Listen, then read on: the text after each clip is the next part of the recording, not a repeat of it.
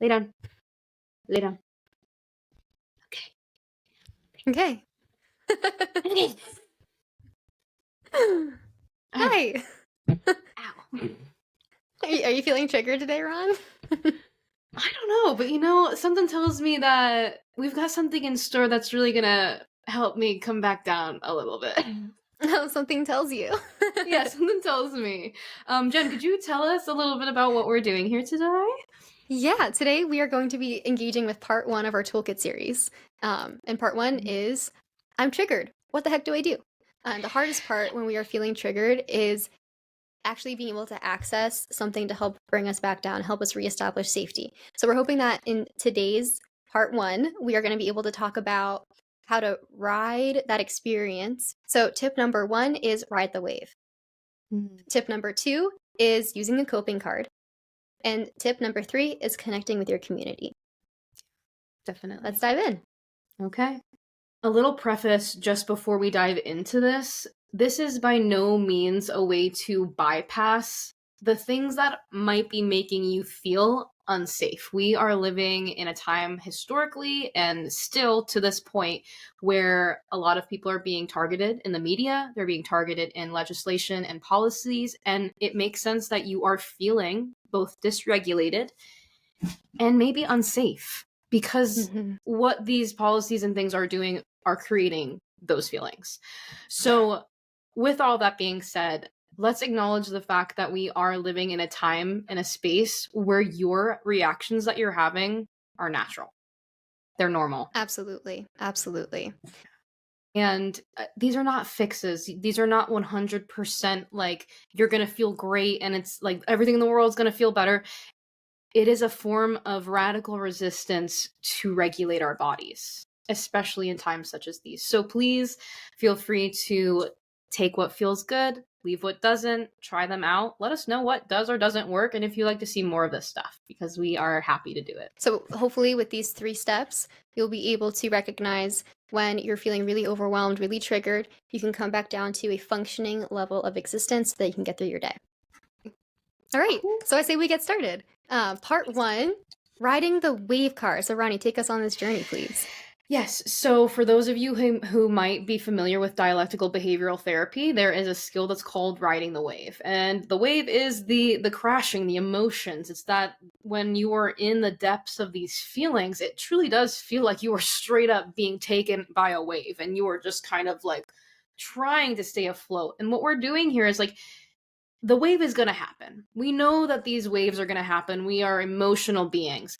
But can we like ride the wave? Can we surf the wave a little bit and like just bring it to the shore? And the shore being hopefully a more regulated state. So maybe you take a time or a moment with me to do this now, but I want you to recognize and take a moment to accept what you're feeling.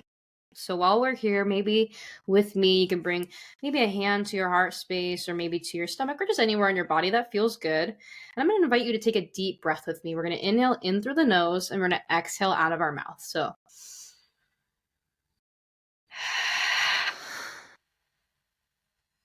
and if that felt good, maybe we do that again, but this time I want you to notice the coolness on your inhale and the heat on your exhale. So let's try that again.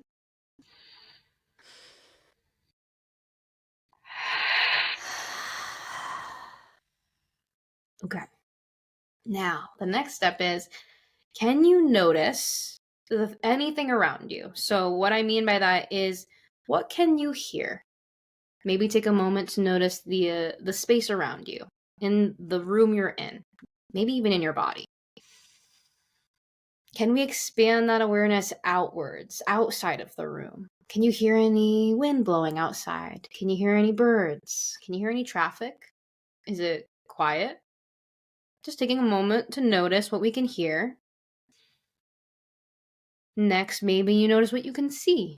Take a moment to look over each shoulder. Just take a moment to inventory anything you're seeing here. Maybe there's a specific color you're drawn to. Maybe there's the sunshine through the window. Maybe it's a little pupperini sitting next to you like me. Next, we can maybe go through our smell. Is there anything that you smell? Is there anything you don't want to smell that you're smelling? Gas? Candles? Anything of that nature. And then touch. Is there anything we can touch? The fabric of your shirt? If you have hair, maybe your hair, your face. Maybe you can just feel your hands. Maybe you have some rings on like me that you can play with. I know some people really like to fidget with their rings, so maybe you can twirl a ring around your finger. Again, just anything you can touch. We're noticing. What this is a form of grounding. We're getting into the moment. We're assessing the space we're in. And then from here, maybe it feels good to distract yourself. And I know sometimes it's like, don't distract yourself, don't doom scroll, don't do these things. It actually is pretty effective and quite helpful to distract ourselves sometimes. So what do you use to distract yourself? You can listen to music, you can sing a song to yourself, we can watch some TV, you can play a game, you can read a book. Any of these things and more could be a very helpful distraction. Next is just allowing the sense of the urge that you're feeling in the panic to leave. So as you do these things, you might notice a reduction in those sensations, and we're going to let these feelings pass. Awesome. Yeah. Well, and the reason why I'm talking slowly and it's intentional in that not trying to dysregulate. Ride the wave is literally a skill that you use when you're feeling urge, like panic. So it's literally to ground you into the moment and into your like physical experience. Also having those other little things where we're starting with like, hey, let's take a breath together. That's super grounding.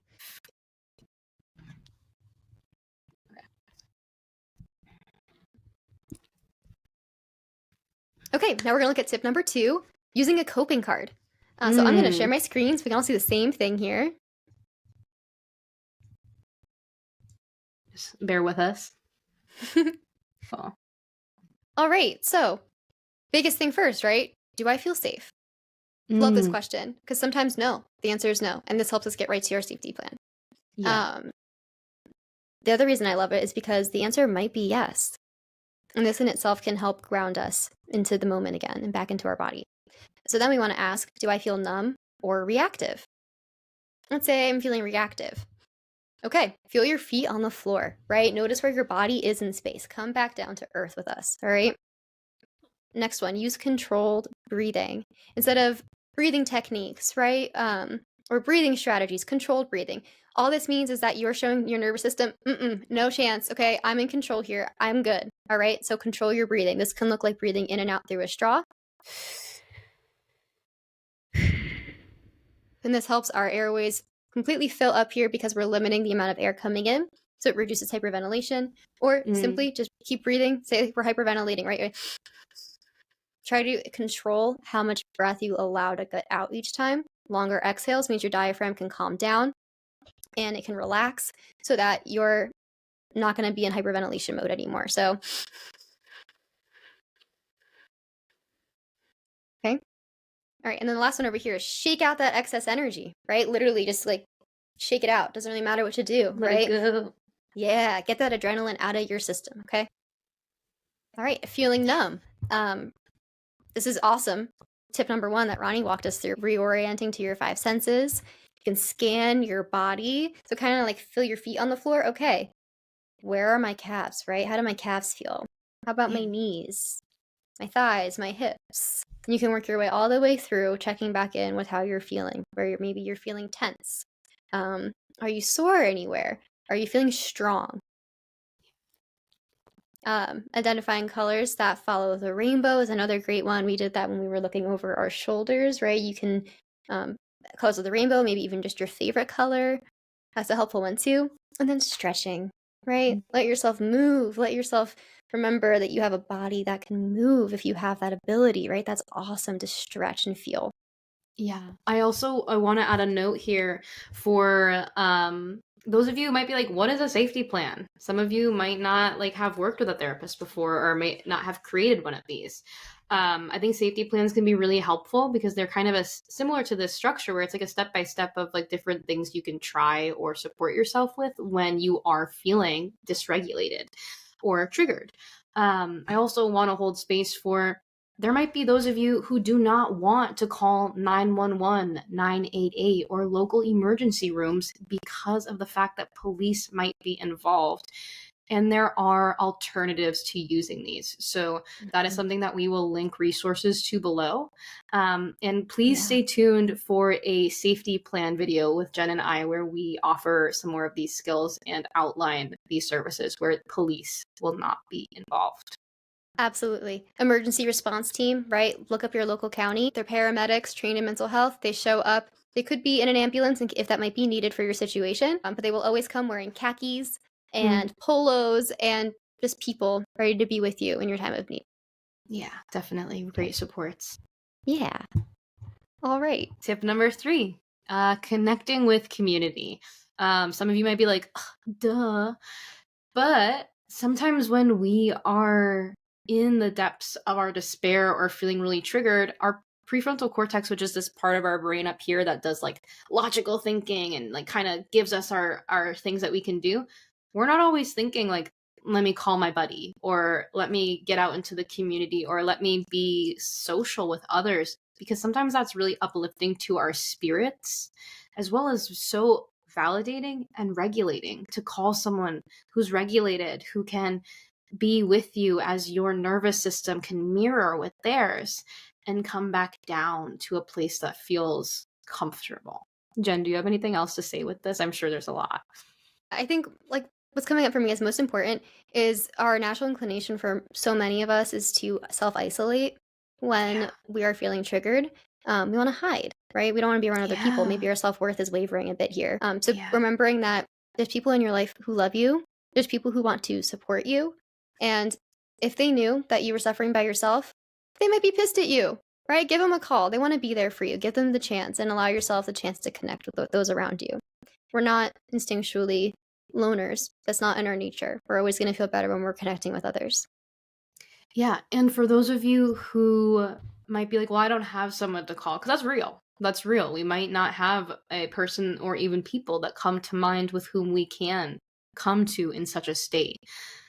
There are other supports available that we can connect with. Like something that comes to mind in the area that I'm in is there's a local chapter for queer community. And it is a space that is literally designated to go and to be in community, play games, learn about things. Like just being with community in that way can be so powerful, even if we aren't really close with everyone yet, even if we aren't super like tight with them. And this isn't even to say that you have to go into that space and put it all out there. You do not have to do that at all. It can be just as regulating being in that space without that. Yeah. And then the third tier of that would be, I would say, online community. Yes, absolutely. Being able to type in what you're experiencing into that search bar on whatever platform you're using and seeing videos of people that you don't even know all around the world having the same experience as you can be so validating, can be a big hug. And you can use that distraction tip from tip number 1 and go on through and also be in community at the same time. Yeah, absolutely. And like, I love live chats for this, live streams, Discord chats. There are so many online communities that are geared towards this, and it's amazing. And they're free. A lot of these can be freely accessed. So I would implore you to take the time to maybe cultivate these before we're in the dysregulated state. Because sometimes it can be really helpful when our past self helps out future us too. Oh, yeah. Got our back, you know? Got you. Yeah. Cool. So if anyone's interested in learning more about dysregulation, being numb versus being reactive, we have a great podcast episode about the whelm realm where we talk about being overwhelmed, underwhelmed, and just like plain whelmed. And we really break it down what it is in a more critical sense if you're looking just to have a better understanding of what's going on. And it is free both on YouTube and on Spotify. And it'll be down below. It'll be linked for you. Yeah, totally. If anybody has their own tips that they'd love to share with us, like please insert down below if you have anything that has been particularly helpful for you to share with your fellow commentees.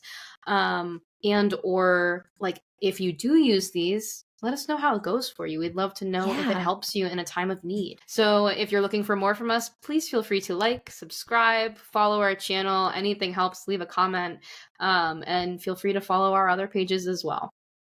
It is at Field Guide to Healing. All right, y'all. Until next time, catch you on the trails. Catch you on the trails.